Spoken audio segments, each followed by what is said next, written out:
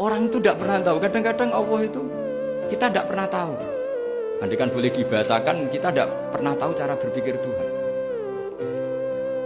Jadi Allah itu zat yang mau, ya itu tadi otoritasnya penuh. Makanya saya pernah cerita di mana-mana, di kitab-kitab yang saya baca itu ada 2 orang yang ahli neraka, sudah di neraka. Ini sekaligus ijazah, saya ulang lagi sekaligus ijazah, bisa dipraktekkan nanti itu. Setelah itu 2 orang ini dipanggil ke surga sama Allah.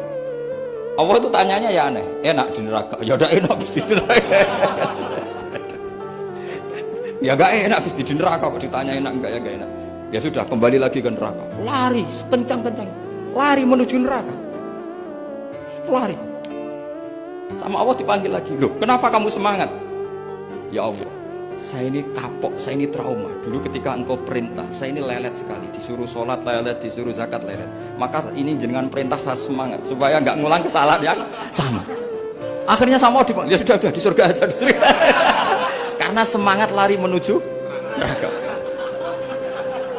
Maka ini ijazah nanti kalau di mahsyar ya, kamu dipanggil, ayo masuk neraka, harus apa? Semangat, semangat. Harus semangat. Oke Gusti, semangat. Lah repotnya kalau nggak dipanggil lagi.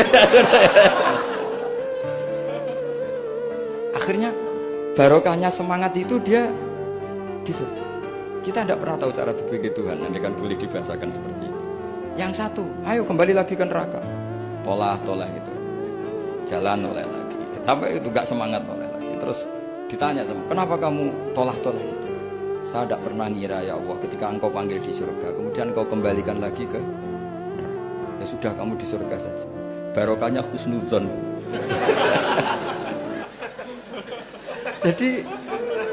Jadi Tuhan itu unik. Makanya dalam tradisi ulama itu ad-dinu ar-riwayah, agama itu riwayat. Sebagian diredaksikan inna hadzal ilma dinun fanzuru amman ta'khuduna dinakum. Agama ini, ilmu ini agama, maka lihat riwayatnya. Karena kita tidak pernah tahu cara berpikir Tuhan. Kita harus mengikuti riwayat yang diutarakan Rasulullah SAW. Karena kita tidak pernah tahu. Kayak tadi ada orang diinjek, kita mesti kan terprovokasi ingin bela yang sujud menyalahkan yang injek. Tapi ketika yang sujud mencatut nama Tuhan, Allah tidak akan memaafkan kamu. Itu Tuhan tersinggung karena sifatnya direduksi satu, diambil satu, disembunyikan satu. Loh, ada kan dia begini mungkin malah Allah maklumi.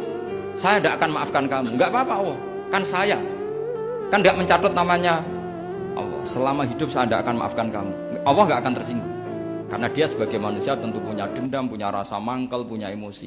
Tapi kalau ketika bilang Allah tidak akan maafkan kamu, berarti dia mencatut statusnya Allah. Dan Allah disifatkan hanya satu dari sifatnya Allah, yaitu hanya sifat menyiksa. Padahal Allah punya sifat memaafkan.